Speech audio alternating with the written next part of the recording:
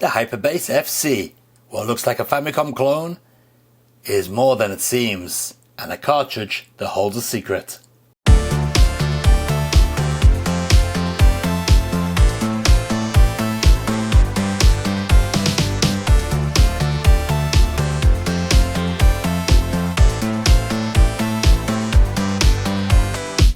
Hello, welcome to Retro Core. We're taking a look at the Hyperbase FC retro video game console. Supports PlayStation 1, PSP, Nintendo 64, Dreamcast, Mega Drive, MAME, Game Boy Advance, Super Famicom, SNES, hang on, that is Super Famicom, and so on.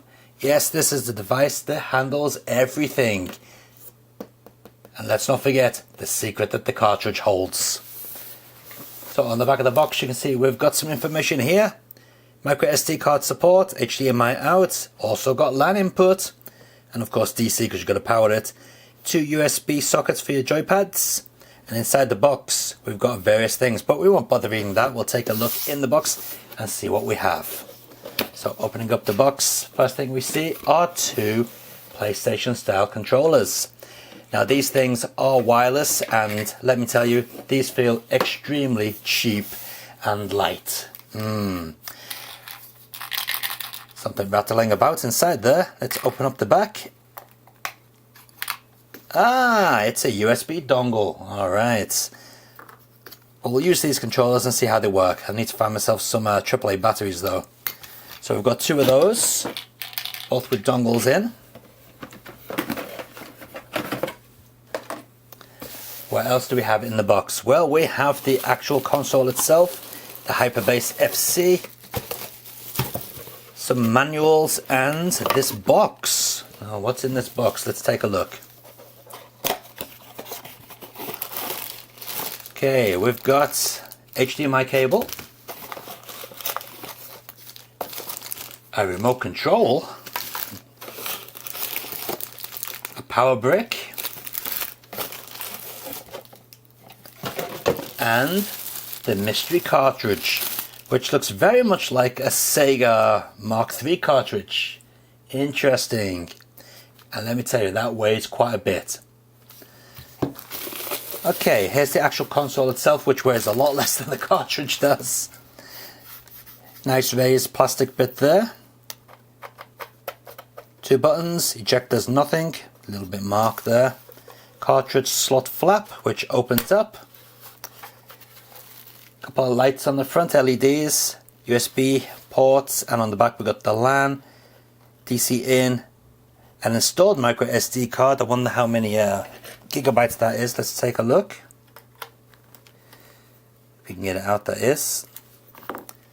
Oh, a SanDisk card, and that is 8 gigabytes. I wonder if that's a genuine SanDisk. Anyway, let's get it back in there. Alright, and on the bottom we've got absolutely nothing, just a couple of vent holes, some grills and what have you. And there's the cartridge port. Now that if you can see that, you may have already figured out what the cartridge is. Yes, the actual cartridge is a hard drive. And basically what you do is you plop this hard drive into the console, and I believe it's going to load all the content from here. Let's get this thing connected up to the TV and see what it does. So here we are over by the TV. We've got the Hyperbase FC connected up. I do like the way the power brick has this little switch on it, so we can switch on and off the power from here. And I'm not going to include the controllers because, let's be honest, they're not the best. So I'm going to use this Brook controller connected up via USB. So we've got the cartridge. Let's plug it in and switch on the device and see what happens. Oh, nothing. Ah, we've got to switch on the switch. Alright, switch is on. Little blue light is lit up on the front of the machine. And, yep, we've got a signal going through to the TV. Let's see what we get. Alright, so upon inserting the hard drive cartridge, we go straight to EMU, ELEC, or EMU ELEC, whichever you like to pronounce it as. Let's see how long this takes to boot up. And will it detect the controller straight away? It should do. Okay, so here we are on the main boot screen. And it hasn't detected any controller yet, so maybe if we press a button, there we go, gamepad detected. Hold a button on your device to configure it. Oh, okay, so let's configure this. So we've got our controller configured, but let's see what we actually have on this device. According to the menu there, we've got 53,015 games.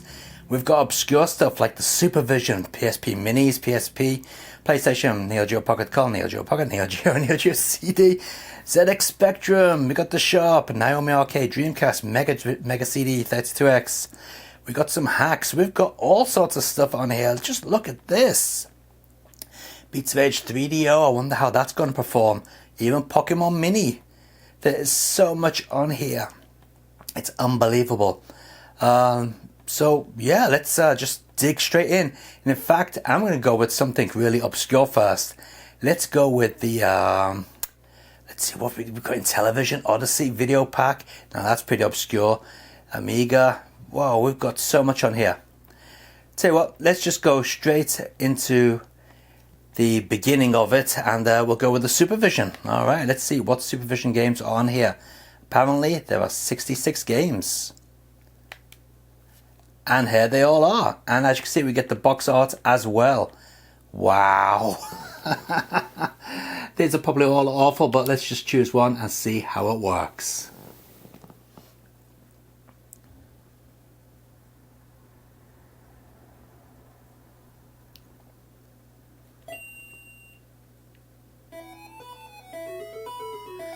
Well, I can tell you that the sound is in stereo. Unfortunately, you cannot hear that because you're listening to the audio on a lavalier mic. But it is in stereo. And that picture is quite sharp, to be honest. It's better than I expected. Okay, let's get into this game. For those who don't know, obviously Supervision is a knockoff of the Game Boy.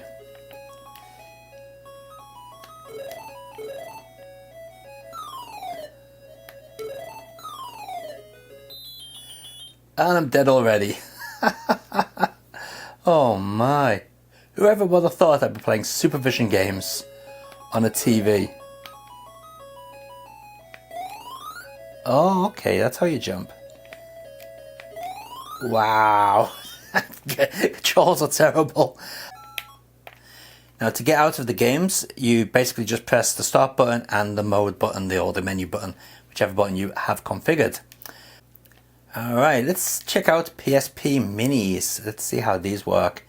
I have no idea about any of these games. They're 4x4 jam. Let's give that a try. And as you can see, we've still got the frames per second on in the top corner of the screen there.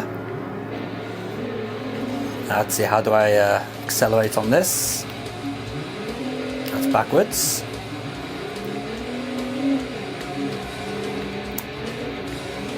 And yeah, as you can see, that is holding 60 frames per second. You can bring up the save states as well, just like a real emulator on a PC. And let's get back to the game.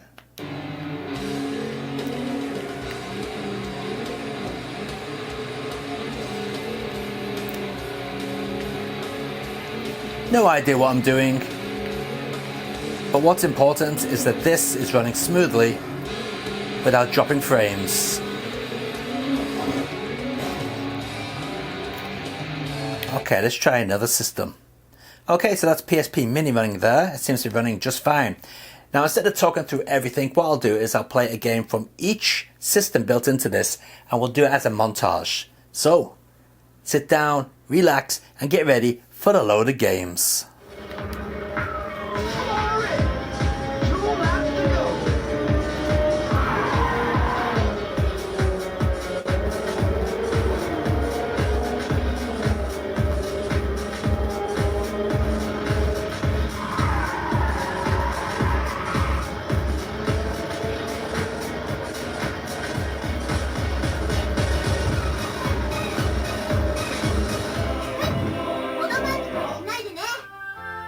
Battle 2, fight!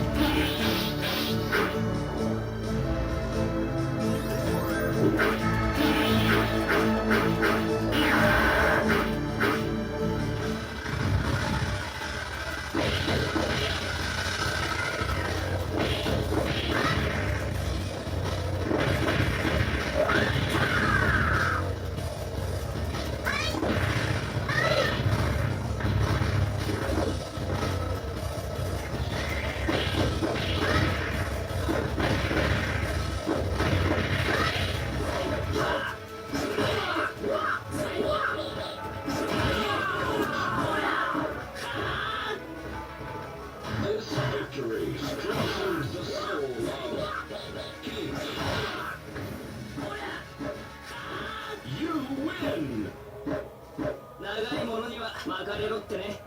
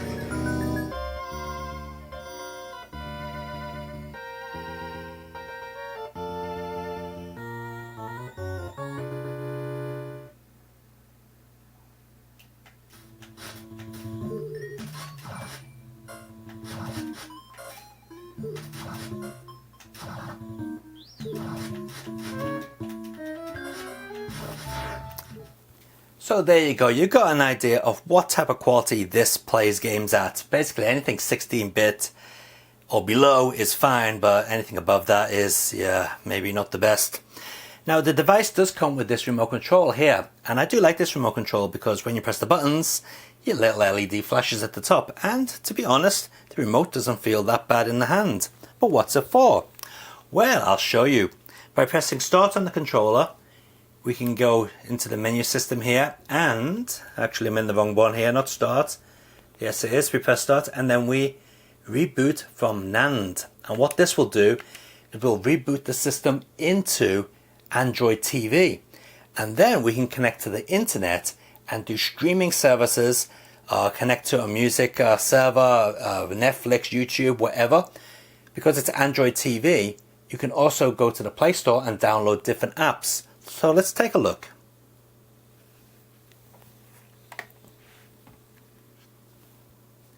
As you can see, it comes up as Inbox, make your life colorful, and everything is now controlled using the remote control. So let's just take a look at this. So as default, we've got some different devices here. We've got Chrome on here. Let's see, we've got music players, Netflix is on here, we've got the Play Store, and it does work. So we can go into that and take a look. Let me just move the camera up so you can get a better look at the TV screen there. Alright. Now it does check your information and you can log in using your own accounts or whatever, but I've just noticed I haven't connected this up to the Wi-Fi, so it's not going to work. So we'll just get out of that. So we've moved over to a different camera. We're now using the phone. So yeah, the sound quality will be different and hopefully the pitch quality will not be too bad. So anyway, as I was saying, we have many apps built in. But one of the easiest ways to find out your files is basically just go to My Apps here, and then we just go to the file browser, and that way you can find what you want really easily. So I'm just going to go into this section here, and I put some files into one of the folders here in the micro SD card. Let's see. Put them in the M player, and we've got 2 video files and a music file. Now these should open up in the default apps. Once clicked, there you go, you can select which app you want to use. So we'll use the music app here, the basic music app, and yeah, we'll just go with that. As you can see, it's playing it just fine. So this is a Puyo Puyo 2 track that I made myself in MIDI, and I've converted it to MP3. Works, no problem whatsoever. And that is a 330 something kilobytes MP3. So let me just show you again. We can choose a different app to play this in as well. So let's choose ES Media Player this time and see what happens. There you go. Playing with a different app, no problem whatsoever. And we should be able to pull up some details with this app. So let's try out one of the video files. First we'll take a look at the 60 frames per second 1080p file. We've got a choice of different players. We'll just go with the standard movie player there. And let's see how it works. Movie player access, yes, we will allow that. And as you can see, it's playing the video just fine. This is a 1080p 60 frames per second video, and it seems to be running absolutely perfectly. Let's just fast forward it a little bit.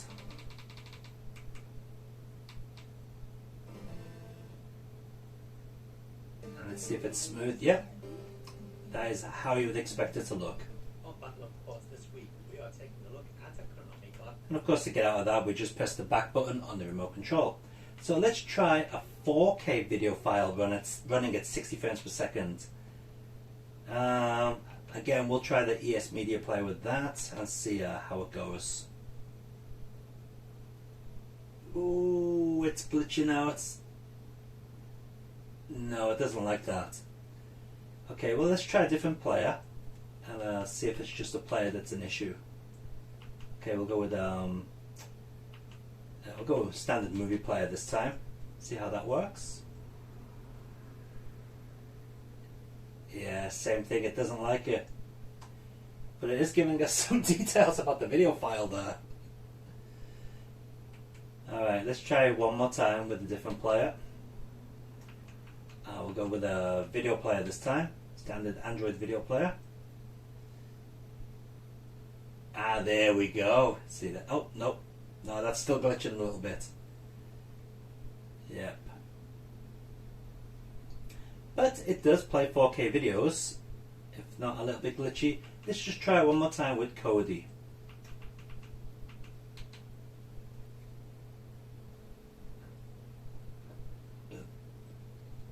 And there we go, playing it through Kodi, and no, Kodi doesn't like it either. So it looks like this device has big trouble playing 4K video files. I mean, when it's not glitching out, it does look 4K, it does look very clean, but yeah, that's certainly not acceptable.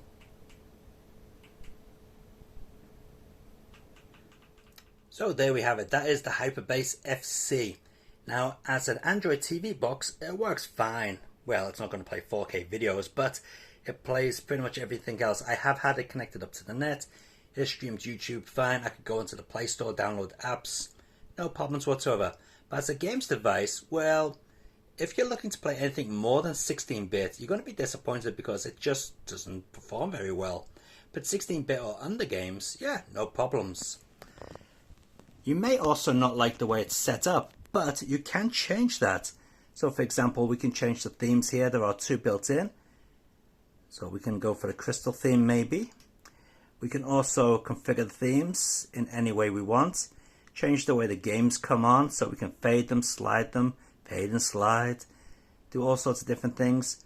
You can also do features such as changing out the filters on the screen so you can have scan lines or anything like that as well.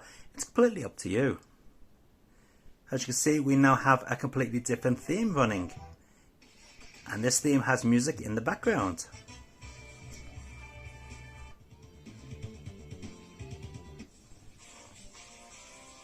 So let's just go into here and see what it does. And see now all the games are listed up on the side. Oh no, that's all the devices. But yeah, so it is customizable. However, the thing is, unless you update all the emulators, it's not going to work very well. And I like to show things out of the box.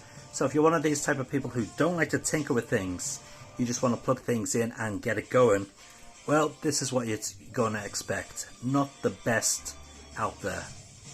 But anyway, if you're interested in this device, the Hyperbase FC, there's going to be a link in the video description. Check it out, and I'll see you in the next video, guys. Until then, keep on gaming and enjoy your games. See ya!